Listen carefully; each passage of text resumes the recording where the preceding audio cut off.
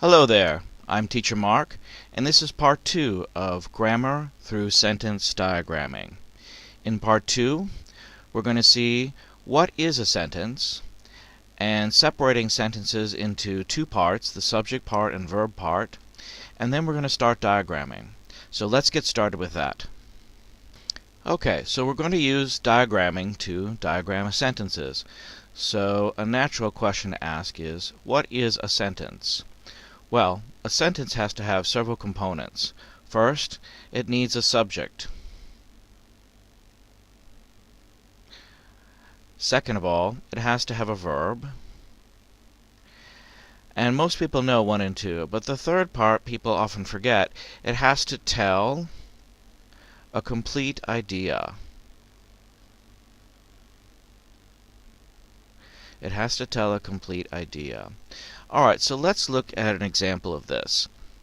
So first of all, if I write, we stay inside. We stay inside. Well, it has a subject, and it has a verb, and it does tell a complete idea that we are staying inside. Okay, so this is okay. This is a complete sentence. Now, let's look at another one. I'm going to write, when it rains. Now, when it rains, look, this does have a subject, it, and rains actually is a verb, so it has a subject and a verb. But when it rains, it does not tell a complete idea. If you read this or someone says it, you're going to think to yourself, well, when it rains what? Well, what happens? It's not complete. So this is not a complete idea. Not a complete idea, so it's not a sentence.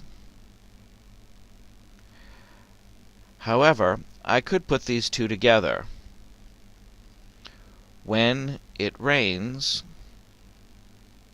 comma, we stay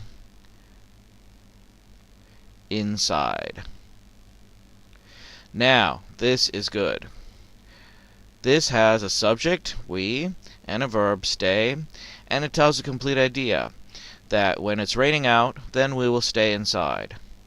Okay, so, to recap, sentences have to have a subject, a verb, and they have to tell a complete idea. That said, let's start looking at some very basic sentences and diagramming them. Alright, so my first basic sentence is Dolphins swim. Alright, it has a subject, dolphins, and swim is a verb. And so to diagram, we first draw a structure like this. This line on the bottom is called the baseline. Baseline. And every diagram is going to have a baseline. And then this line here is going to divide the subject from the verb part. Divide subject and verb parts. Alright, so how do we do this? So first of all, we write our subject here on the left. So dolphins. And we'll put our verb over here. Swim. Notice I don't put the full stop. Here, I wrote the sentence, I had a full stop, but in the diagram, no full stop. We leave out that punctuation. In fact, we leave out all punctuation. So no full stops, no commas, no question marks, nothing like that. Alright, so then we have to do, the next thing we have to write a legend. A legend, if you're familiar with maps, maps have legends to tell you what roads are, what symbol means a forest, what is a lake, and about the distance that things are. Legends explain things. And so each diagram we have to have a legend. So in this case, I'm going to put down dolphins.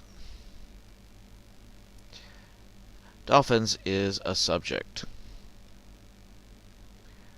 Alright, in this diagram. And swim.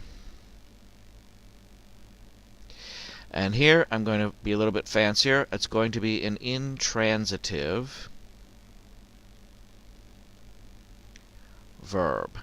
An intransitive verb. Intransitive means there is no object.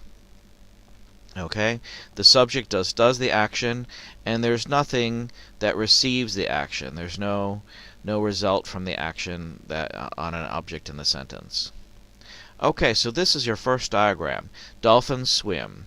So remember, baseline, a line that goes above and below the baseline to divide subject from verb part.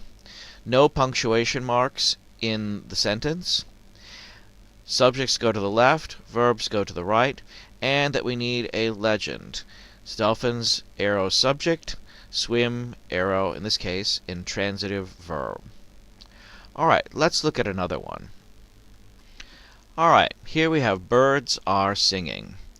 Okay, so clearly we can see birds is our subject. So I'll put that over here. And then our verb this time has two words. Are singing. Alright, and so here we'll make our legend. So first of all, I'm going to write down birds. That's our subject. Then we have are. In this case, are is verb to be. Here it's a helping verb.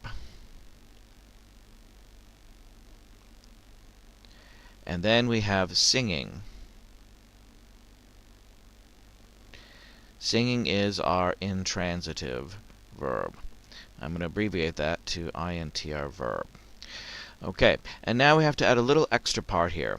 So I'm going to draw a little brace around our singing because this part is a verb phrase. Alright, so there we are, our second diagram. This time we have a verb phrase, are singing, and we have a little brace here. So what is a phrase?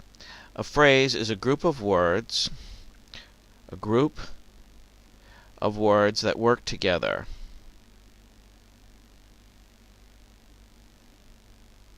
Group of words that work together. Okay, so birds are singing. Okay, let's go on to our next one. Alright, our third sentence. Dogs should bark. Okay, and our baseline here, we're going to put the subject on the left, should bark on the right, and the verb part. Now our legend, dogs. Okay, so I'm going to start to abbreviate. S for subject, should. This is the first time we're seeing should, so I'm going to write it out in full.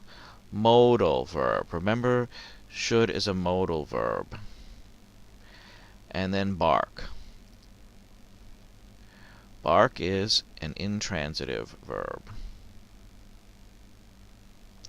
And just like in number 2, should bark has a brace around it because that is a verb phrase. Okay. Dogs should bark. Dog subject, should modal verb, bark is the intransitive verb, and altogether should bark is a verb phrase. Okay, let's try another one. Okay, number 4. Boats must be sailing. And see, these are starting to get a little bit more complicated now. Alright, so now we have boats must be sailing.